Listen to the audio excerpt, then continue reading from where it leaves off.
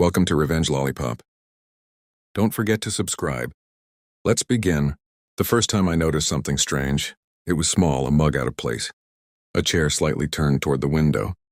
I told myself I was being careless, that I must have left it that way in a hurry.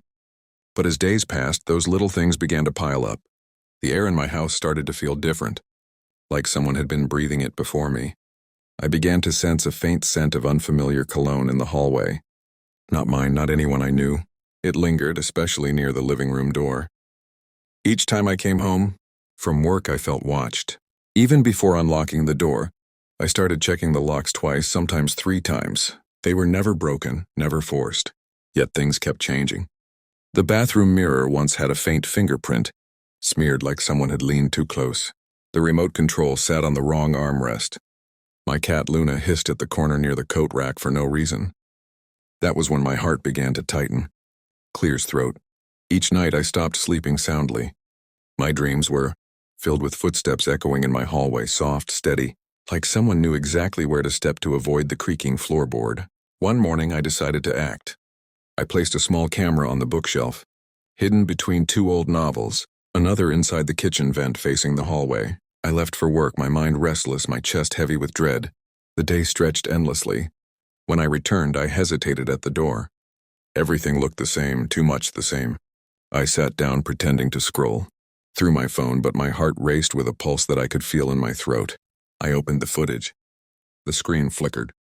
The clock read 11:42 a.m., and there he was, my neighbor, Mr. Kalin, walking through my front door with a spare key. Calm, comfortable, as if he lived here. He looked around slowly, his eyes resting on the walls, the photos, the couch. Then he smiled. He took off his shoes and sat down right where I sit every evening. He switched on the television, poured himself a glass of water from my kitchen sink, and then he went into my bedroom. I felt cold spread through my hands as I watched. He opened drawers, lifted my clothes, looked through my bedside table.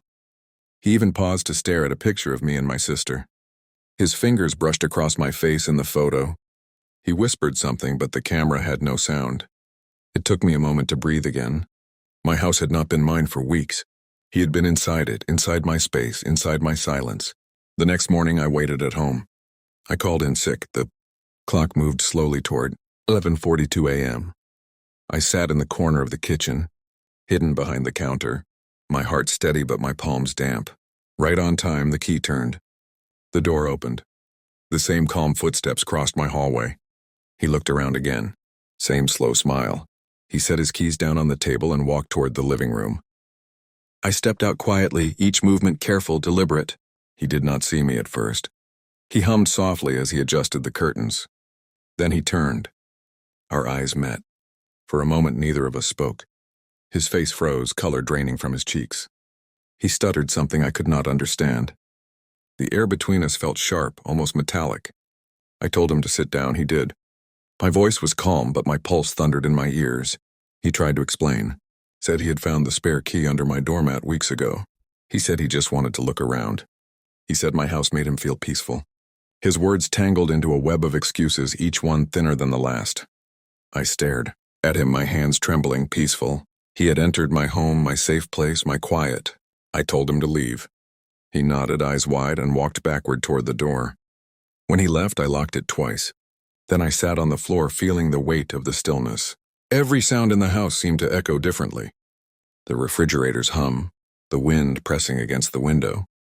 Even Luna's soft purring felt distant, uncertain. That night I moved the couch.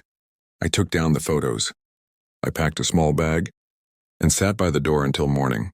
The house no longer felt like mine. It felt like a place that had watched something I could never forget. So I decided to leave. Not just the house, the neighborhood. The street that once felt safe now carried the rhythm of his footsteps. As I drove away, I looked in the rearview mirror one last time, and for a brief moment I thought I saw someone standing at my window, watching, still smiling.